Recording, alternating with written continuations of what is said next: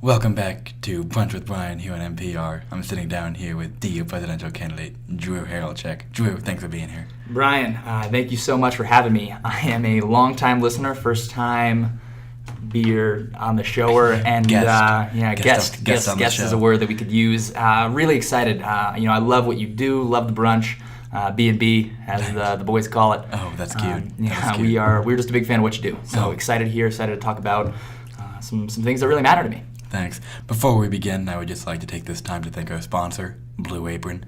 New customers can put in the promo code Brunch with Bri to receive 3 free meals upon sign up. Ooh, I'm going to write that down real quick. Well, Drew, let's get started with the first question here. What makes you want to run for president of the University of Denver? Brian, I think that is a great question to start off on. That's the question I really kind of started off on when I was thinking about beginning my campaign. And I'd first like to say that I think there are a lot of great candidates at DU. A lot of great people running. A lot of people I have a lot of respect for. Sure. But Brian, to really explain this, I like to take people through a bit of an experiment. Would you mind? I love experimenting. Yeah. So close your eyes if you wouldn't mind, and imagine in your mind the best possible University of Denver you could imagine. Okay, I think I got it. Yeah. Okay. Now. Double that, Brian. Double it? Yeah, double it, wow. Double it. We're really trying to, everything that's bad, we're going to make good. Yeah. The things that are good, we're going to make better. And Brian, the things that are better, I can't even talk to you about how good they're going to be. Wow. It's going to blow your mind. Those are shooting for the stars. Shooting for the stars, the moon, the stratosphere, Brian. We're shooting. That is inspiring. Moving on to the next question. How do you think DU needs to change? Man, this is another good one. You're really hitting me hard. I think it's a pretty simple process. Let's stop doing all of the wrong things and start doing all of the right things. Do the right thing. Because until we start doing the right things and until we stop doing the wrong things, we're going to be doing wrong things and not doing right things is my mindset on it. And so I think we're trying to do as many right things and minimize the wrong things, if that makes sense. Yeah, you don't want to be doing the wrong thing. Yeah, all of our plans, we're really laying out, it's like, how can we not do wrong things? And how can we do a lot of right things? Sure, yeah. Well, that is great. So what do you think is the biggest obstacle for growth at the University of Denver? Yeah, Brian, I have some statistics here, Brian. I would say that undoubtedly the biggest stifling factor for the growth of DU is the lack of manufacturing jobs available on campus. I have the stats here, and believe it or not, DU has no manufacturing jobs. So we're importing, Brian. And we're taking away manufacturing jobs from good, hardworking DUites. Yeah, and Dwights, if you will. Yeah, Dwights, if you will. And so if we could take manufacturing jobs that are at other places and bring them back here, I think that will really help stimulate our university's economy. And also, I feel that there's definitely opportunity to expand DU's defense spending. I mean, Brian, believe it or not, the University of Denver spends nothing on defense. Not a cent. Not a cent. Well, what about a Navy? We don't have a Navy, Brian. I was talking to Jim Kelly from the University of Cincinnati the other day, and he was saying that they don't have a Navy as well. I think lack of naval power is one thing that is plaguing college campuses across America. It is rare. And I think really, in order to take ourselves to the next level, our Navy needs to be strong. So, Drew, besides the increase in defense spending, what are some other projects you're looking forward to starting if you become president? Brian, I'd say the project that I'm probably most excited about is the idea of building a fence around the University of Denver. Because there are some people that we want to keep out of the campus, and some people we want to kind of keep in the campus and keep a nice level of separation. I think we have some pretty good bargaining chips. I took a marketing class, so I know a thing or two about business, and I really feel that I could get the city of Denver to pay for the fence.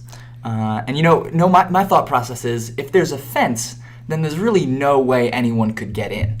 There are roads, and those got to stay open, don't they? And I suppose you could climb over the fence. Couldn't you just make the fence bigger? Yeah, I guess we could make the fence bigger, and really with a budget that isn't ours, we can make the fence as big as we want. Yeah. And I love a big fence, Brian. I love a big fence. Who doesn't? And Brian, I really think the wall will really help us focus on our goal of inclusive excellence. All right, Drew, are there any other projects that you foresee yourself pursuing if you were president of the University of Denver? Yeah, I guess one that pops off the top of my head is the library, unfortunately, is no longer 24 hours. So I'd really like to go ahead and bring that back. And while I'm at it, I'd like to increase the DVD selection, Yeah. For the life of me, I was trying to watch Fever Pitch the other day. American Couldn't classic. find it. Really, Jimmy Fallon, American hero. And couldn't find Fever Pitch. I just like to find more ways to have wholesome fun here at the University of Denver. We like to joke around in our campaign and say, just like kicks, we're kid tested and mother approved. Great. Well, I would just like to move on to maybe a little more casual part of the show. I'd if like to you be will. casual with you, Brian. Could you describe the most popular breakfast or brunch food, if you will, of your campaign? Yeah, I'm a big eggs guy. Like to wake up in the morning, fry up a couple eggs, Fry maybe eggs. some green chili, and Interesting. maybe a Green little chili. cheese on there. What kind of Maybe some cheese? bacon, probably, I don't know, some type of Mexican blend, something I can get at Costco. Yeah.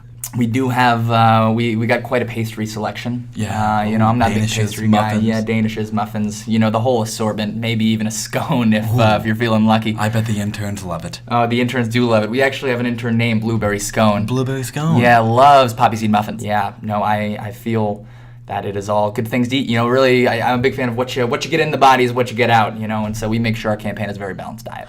Well, Drew, moving on to our next question, I would just like to see what your thoughts are on I'm sorry, my thoughts are on...